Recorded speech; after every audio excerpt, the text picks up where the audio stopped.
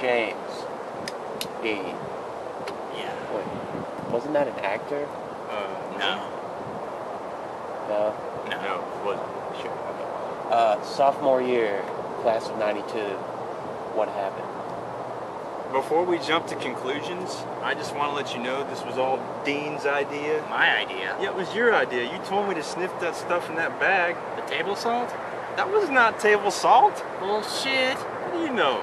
It was too strong to be table salt. It's not my fault you're a lightweight for table salt. Whatever, man. What do you mean, whatever? Don't listen to this guy. You Table know what he's salt. talking about. You mistook table salt for cocaine. Unfortunately, This is cocaine. This is table salt. Now compare the two.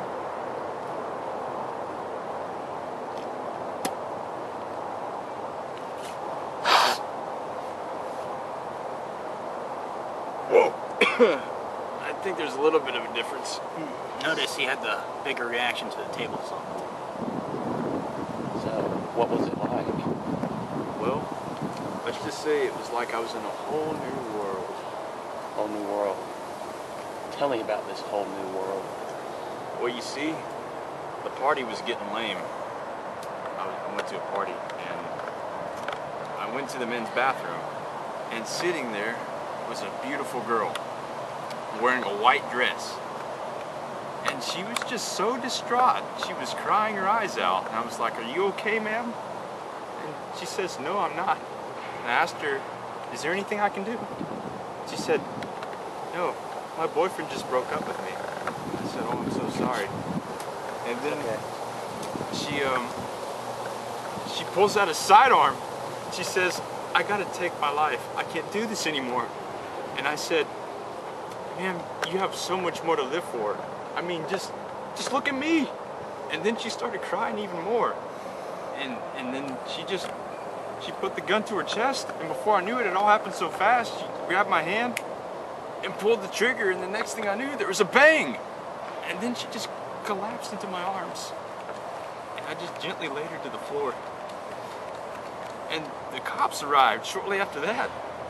And I panicked and chunked the gun at him. I didn't know what else to do. It was awful.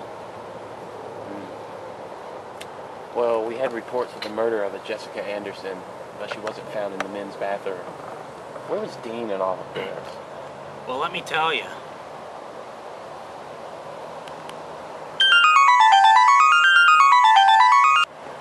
Well, I was hot wiring a car because I knew that James was in trouble. You see, he owed this money to these gangs. Well, they were more like a gang of pirates, but still a gang. And anyway, I was hot wiring the car. It was just about to start it when the brakes gave out, and I started going down this long ass hill. And you know, I keep hitting the brake, but it won't stop. So I start panicking, so I just jump out of the car, let it keep rolling. And it ended up hitting that statue of Mel Gibson that everyone was saying needs to be removed. Let me get this straight. Maybe I'm a little fucked up. You destroyed a fucking statue with a car? Yeah. That's about $500,000 worth of damage. I didn't exactly destroy it though, it only leaned over a little bit.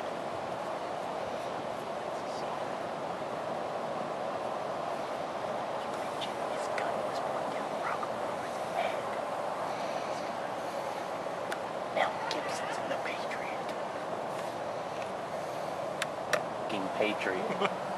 Well, it's not my fault. I can't decide how far the statue's gonna bend when a car hits it. The car shouldn't have hit. That's a funny story. What's so funny about it? Just the way you tell the story and everything. Yeah, but what's funny about it? Gosh, say, Tommy, you got it all wrong. Tommy, you got it all wrong. No. He's a big boy. He's a big boy. He's the dean of the school. He knows what he said. I was just saying. How am I so funny? You know, the way you tell the story and everything. No, I don't know. You're the one that said it. You tell me. How the fuck am I so fucking funny? What the fuck is so funny about me? Tell me. Tell me. Get the fuck out of here, I Tommy. almost had him. I almost had him. You motherfucker! I almost had you! Yahoo! Now, Zane, you want to hear a funny story? This prick last week asked me to christen his kid.